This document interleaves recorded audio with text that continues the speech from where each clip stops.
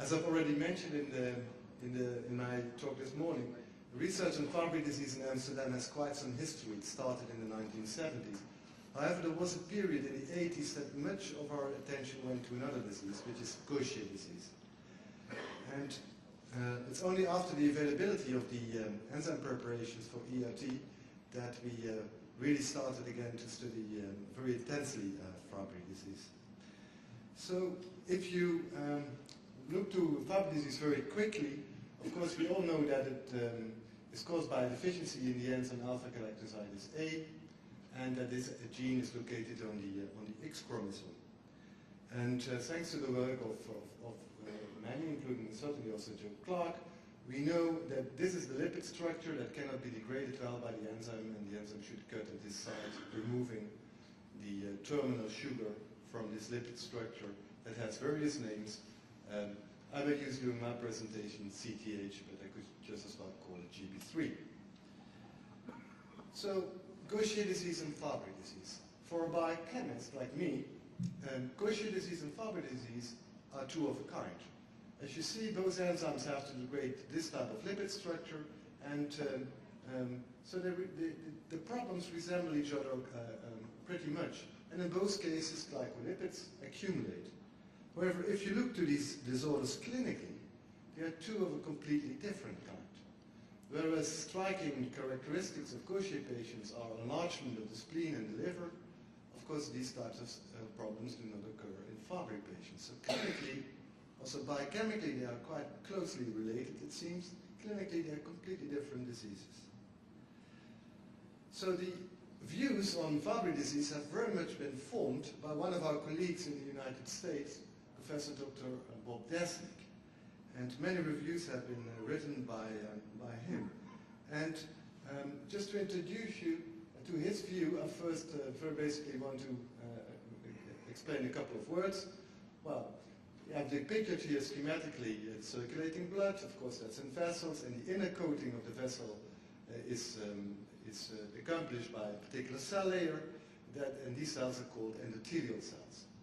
And then there is let's say, a kind of muscle layer surrounding that, like an outer coating, and these cells are called smooth muscle cells, and I will come back to that.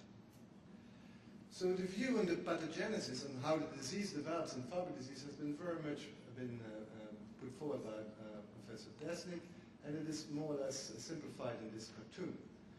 So it is thought that the storage of the lipid CTH initially particularly occurs in endothelial cells, so in the inner coating of the vessel, and that narrows more or less the diameter of the vessel, and that ultimately causes problems. So if this is true, and then actually enzyme replacement therapy for this disorder is quite a realistic approach, because with enzyme replacement therapy, you introduce the lacking enzyme into the bloodstream, so it's more or less the first layer of cells that should be reached, and that should be pretty easy to do. So the expectation was that comparable to the successes noted with Gaucher disease, in which you have to reach sometimes macrophages deep in the tissues, and even that works, it should be possible to correct very well the endothelial cells in the case of Fabry patients. And of course that has led to the swift registration of 2 ERT preparations in Europe as well as in Canada. I don't have to go into that anymore. So if we now look to the impact of enzyme replacement therapy, and we will hear more about that in the talk by Dr. Mehta, but we have already discussed it in the morning session, certainly the therapy for Fabry disease has effects. It stabilizes symptoms and it reverses some. But to be honest, the responses in Gaucher patients are more spectacular.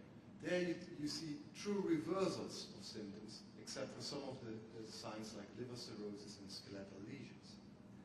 So what always puzzled us is, why isn't it working even more spectacular, the enzyme replacement therapy? So is the current concept that Fabry disease is largely lipid deposition in the endothelium, and that this is strictly related to the development of symptoms, is it really that simple? So we decided to think again out of the box for this disease, and we were stimulated by the following observation, which had been made earlier. If one analyzes material fetal material of a male Fabry patient, so in utero that is called, one can already see that there is massive lipid accumulation. So before this male patient is born, there is already a massive accumulation of the lipid CTH.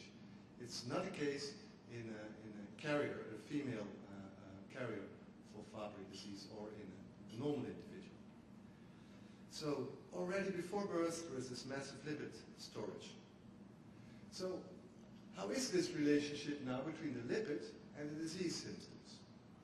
So if you look in males, which we call hemizygotes, or in female patients, heterozygotes, then you analyze the urine, as was mentioned already by Professor Clark, then you can demonstrate that there is an increased level of the lipid in the urine sediment. So the lipid is increased in most of the females and certainly in most of the male patients.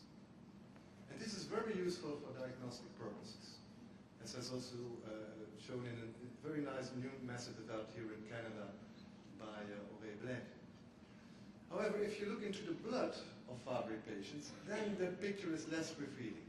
So most of the male patients will indeed show an elevated lipid, but not the females. Even those that truly have symptoms, that are really symptomatic, they do not show a clear increased amount of the lipid. So I just give you an example of a number of Dutch patients. Each point is a patient, and what you see is the age of the individual and the level of the lipid. And you can see that there is no clear relationship with the age. So it's not that the older patients, which have more symptoms, that they have more lipids circulating than the younger individuals. So there's not a very clear relationship. And in the females, the picture is even worse, because what I've indicated by this bluish area is the normal range. So this are the levels that you will measure in normal females. And you can see only very few of the Fabry carriers, the females, are above the normal range. And those that are above are just above. Very difficult to recognize as being abnormal.